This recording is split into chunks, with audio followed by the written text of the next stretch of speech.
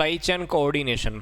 ठीक है, अब अपने को ये तो समझ में आ गया कि सप्लाई चेन के अंडर में हमारी काफ़ी सारी एक्टिविटीज़ होती हैं, उन एक्टिविटीज़ को हमको मैनेज करना होता है। अब मैनेज करना है तो हमें कोऑर्डिनेट भी करना पड़ेगा। तो कहता है कि supply chain coordination improves if all the stages chain likes the action are aligned and increase total supply chain surpluses. तो अगर हम उन सारी एक्शंस को हम इकट्ठा कर देते हैं, एक दूसरे कनेक्ट कर देते हैं कि जो हमारा, तो उससे फ़ायदा क्या होगा, जो हमारा टोटल सप्लाई चैन है ना वो सरप्लस में होगा, प्रॉफिट होएगा। तो supply chain coordination requires at each stage of the supply chain to share the information and take into account the impact of its action having on the other stages. तो हमको हर stage के ऊपर information collect करनी होती है, उस information का क्या इम्पैक्ट होगा हमको ये भी देखना होता है, हर स्टेज के ऊपर इसका क्या इम्पैक्ट होगा। तो कहता है कि supply chain coordination possible only when there is a proper integration of the physical flow, information flow and the financial flow.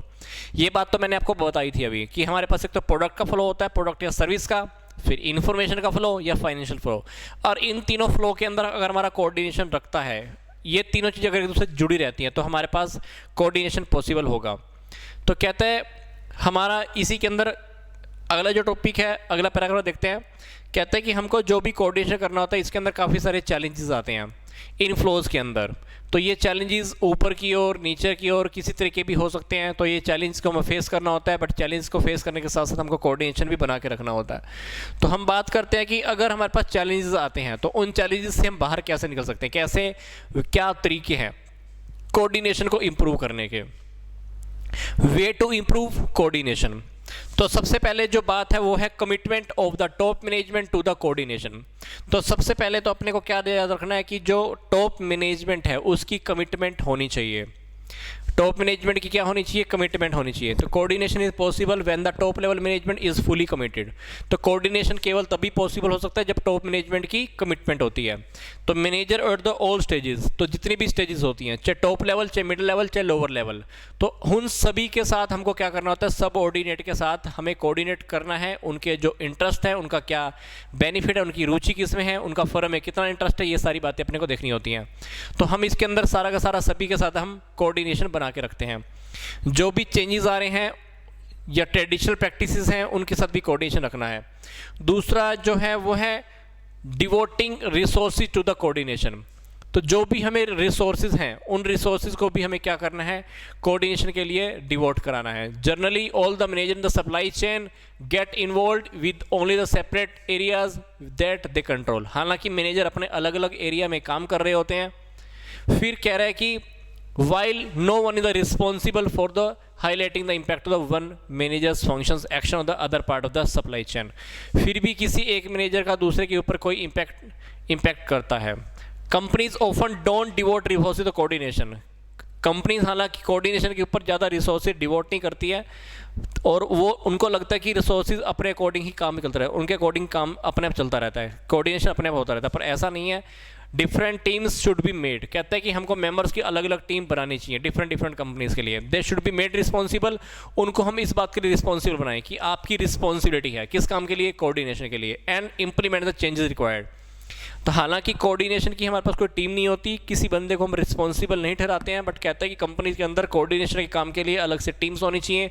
उनको हम इस बातों के लिए रिस्पॉन्सिबल ठहराएं कि भाई तुम्हारा काम सिर्फ कोऑर्डिनेशन बनाने का होगा और तुम्हारा काम होगा कि अगर कुछ चेंजेस आ रहे हैं उन चेंजेस को अप्लाई करने का काम। क्योंकि जनरली क्या होता है, इंसानों की टेंडेंसी होती है विरोध करना। अब उस विरोध को समझाने के लिए, विरोध को पकड़ने के लिए, विरोध को खत्म करने के लिए टॉप मैनेजमेंट तो बार बार एफर्ट करेगी नहीं। तो टॉप मैनेजमेंट को कुछ ऐसे लोगों को रिक्रूट कर लेना चाहिए जो इन चेंजेस को अप्लाई करने का काम करें, कोऑर्डिनेशन बनाए रखने का काम करें। तो ऐसा बात यहाँ पर कह रहा है कि हमारे पास कुछ ऐसे ऐसे लोग होने चाहिए, ट्रस्ट जो बिल्ड कर सकते हैं between members of the different firm. अलग अलग मेंबर्स के साथ, अलग अलग मेंबर्स के बीच में एक ट्रस्ट, विश्वास बना के रख सकें। फिर focus on communication with other stages. फिर कहता है कि companies are often unwilling to share information with other stages supply chain. Companies हालांकि इस बारे में ज़्यादा इच्छा नहीं रखती हैं कि जो दूसरी जो स्टेजेस होती है सप्लाई चेन की उनके साथ हम इंफॉर्मेशन को शेयर करें, तो वहाँ पर प्रॉपर कोऑर्डिनेशन नहीं होता है। तो so regular communication among the parties involve in the utmost required. तो जो भी पार्टीज हैं, जो भी पार्टीज होती हैं सप्लाई चेन मैनेजमेंट के अंदर, हमको सभी के साथ कम्युनिकेशन करना चाहिए ताकि हमारा उनके ऊपर भरोसा बना रहता है और उनको हम भरोसे में ले सकते हैं। तो regular communication helps different stages of supply chain share their goals and identify common goals and the naturally benefit action they improve the coordination. तो अगर हम उनको अपने गोल बता सकते हैं, अगर हम उनके गोल जान पाएँ तो बीच में एक कोऑर्डिनेशन बन पाएगा। जब कोऑर्डिनेशन बन पाता है तो डेफिनेटली हमारा जो टारगेट है वो पूरा हो पाता है, हमारे एक्शन पूरे हो पाते हैं, एक्शंस का हम बेनिफिट ले पाते हैं और हमारी कोऑर्डिनेशन इंप्रूव हो पाता है। फिर प्राइसिंग फॉर कोऑर्डिनेशन कहते हैं कि काफ़ी सारे इंस्टेंसेस ऐसे होते हैं, suitable pricing schemes can help coordination the supply chain. कुछ प्राइसेस ऐसे रखो जिससे हमारा सप्लाई चेन के अंदर कोऑर्डिनेशन अच्छा हो पाए। तो a manager can use a load size based quantity discount to the achieved coordination for commodity product if the manufacturer has large fixed cost associated with each load. तो for product for which the firm has market power a manufacturer can use two-part tariffs and the volume discount to help achieve the targets। तो अगर हम कुछ discount वगैरह की बात करके चलते हैं तो इससे हमारा कोऑर्डिनेशन बनता रहता है। तो given demand uncertainty manufacturer can use the feedback revenue sharing and the quantity flexible contract to the supplier retailers to provide the level of product availability and the maximize total supply chain profit. तो इससे हमारे जो profit होते हैं maximum हो पाते हैं। तो अपने को देखना है कि हम कहाँ कहाँ पर डिस्काउंट दे सकते हैं, क्या क्या ऐसे कर सकते हैं। इससे हमारा कोऑर्डिनेशन बना रहता है, प्रोडक्ट हमारा रेगुलर बिकता रहता है और कस्टमर के साथ हमारा रेगुलर रिलेशन भी बने रहते हैं। फिर अलाइनिंग इंसेंटिव अक्रॉस फंक्शंस। तो जो भी फंक्शंस होते हैं हमारे सप्लाई चेन मैनेजमेंट के अंदर, अगर उसके अंदर हम सबके साथ इंसेंटिव को इंक्लूड करें तो उसकी कहीं ना कहीं बात करें। कहता है कि जैसे ट्रांसपोर्टेशन का जो मैनेजर है, make decision that the lower transportation cost but increase overall supply chain cost is not a proper decision. कहता है कि हालांकि उसकी खुद की तो पार्टिकुलर जो ट्रांसपोर्टेशन कॉस्ट है वो तो कम हो जाए मान लो, पर ओवरऑल ट्रांसपोर्टेशन की कॉस्ट बढ़ जाए तो वो एक प्रॉपर डिसीजन थोड़ी ना है। तो प्रॉपर हमारा जो डिसीजन हमने लेना है तो वो डिसीजन अपने को ध्यान से लेना है, वो पूरे के पूरे फंक्शंस को ध्यान में रख के लेना है। तो कभी कभी ऐसा होता है कि हम खुद का बेनिफिट तो देख लेते हैं पर ओवरऑल हमारी फैमिली का या पूरी की पूरी सोसाइटी का नुकसान हो रहा होता है, तो वो अपने को ध्यान में रखना है। तो जो भी डिसीजन लो अपने को ध्यान से लो। फिर अल्टरिंग सेल्स फोर्स इंसेंटिव।